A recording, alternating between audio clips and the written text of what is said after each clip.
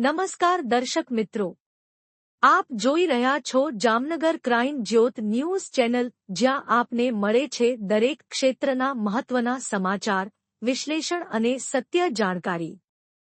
આપનું હાર્દિક સ્વાગત છે.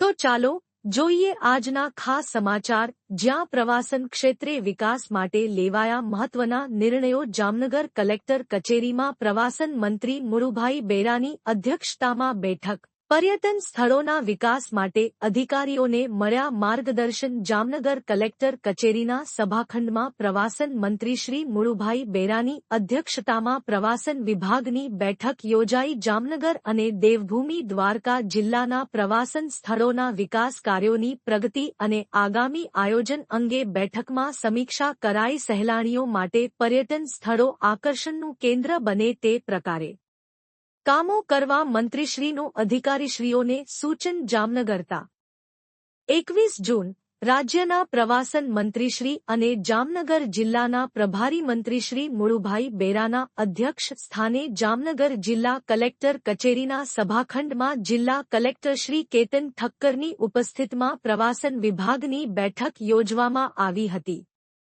આ બેઠકમાં જામનગર અને દેવભૂમિ દ્વારકા જિલ્લાના પ્રવાસન સ્થળોનો વિકાસ, નવા પ્રવાસન સ્થળો વિકસાવવા અંગે તથા હાલ ચાલી રહેલ અને આગામી સમયમાં હાથ ધરવામાં આવનાર આયોજનો અંગે સમીક્ષા કરવામાં આવી હતી.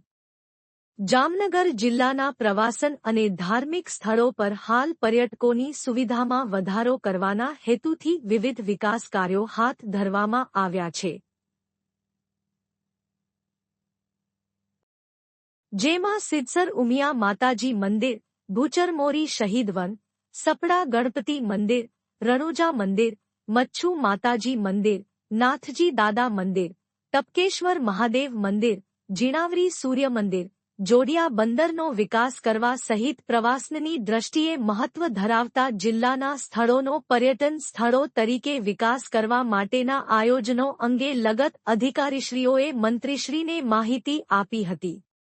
આ ઉપરાંત દેવભૂમિ દ્વારકા જિલ્લાના શિવરાજપુર બીચ, બરડો ડુંગર તથા હરસિદ્ધિ વન ખાતે પર્યટકો માટે વિવિધ પિકનિક સ્પોટ ઊભા કરવા અંગે તથા વૃક્ષોનું વાવેતર કરી પર્યાવરણનું જતન થાય તે પ્રકારે વન વિભાગના અધિકારીશ્રીઓ દ્વારા જે કામગીરી થઈ રહી છે તે અંગે આગામી સમયમાં હાથ ધરવામાં આવનાર કામો વિશે મંત્રીશ્રીને વિસ્તૃત માહિતી આપવામાં આવી હતી.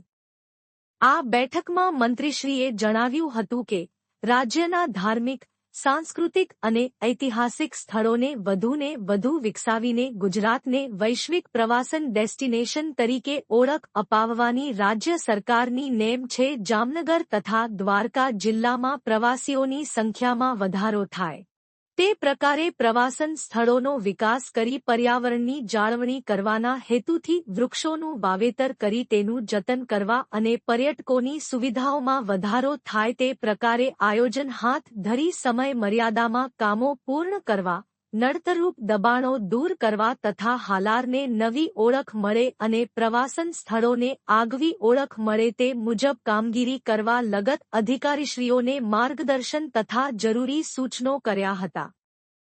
આ બેઠકમાં જિલ્લા વિકાસ અધિકારી શ્રી વિકલ્પ ભારદ્વાજ, નિવાસી અધિક કલેક્ટર શ્રી બી. ખેર, જામનગર મરીન નેશનલ પાર્ક નાયબ વન સંરક્ષક શ્રી રવિ પ્રસાદ, દેવભૂમિ દ્વારકા સામાજિક વનીકરણના નાયબ વન સંરક્ષક શ્રી અરુણકુમાર, જામનગર વન વિભાગ નાયબ વન સંરક્ષક શ્રી રાધિકા પડસાલ, વન વિભાગના અધિકારીશ્રીઓ, માર્ગ અને મકાન વિભાગના અધિકારીશ્રીઓ વગેરે ઉપસ્થિત રહ્યા હતા. તો દર્શક મિત્રો, આ રહ્યા આજના મહત્વના સમાચાર, જ્યાં રાજ્યના પ્રવાસન મંત્રીશ્રીએ સ્થળીય અધિકારીઓને સ્પષ્ટ દિશાનિર્દેશ આપ્યા કે પર્યટકો માટે સ્થળો બનાવો વધુ આકર્ષક, સુવિધાયુક્ત અને પ્રવાસ પ્રેરક. જામનગર અને દેવભૂમિ દ્વારકા જેવા પવિત્ર અને ઐતિહાસિક વિસ્તારોનું ભાવિ હવે વધુ ઉજળું અને વ્યવસ્થિત બને તેવા પ્રયાસો શરૂ થઈ ગયા છે. આપનો દિલથી આભાર. જોતા રહો, જોડાયેલા રહો જામનગર ક્રાઇમ જ્યોત ન્યૂઝ ચેનલ સાથે. ફરી મળશે નવા સમાચાર અને વિશ્વસનીય અહેવાલો સાથે.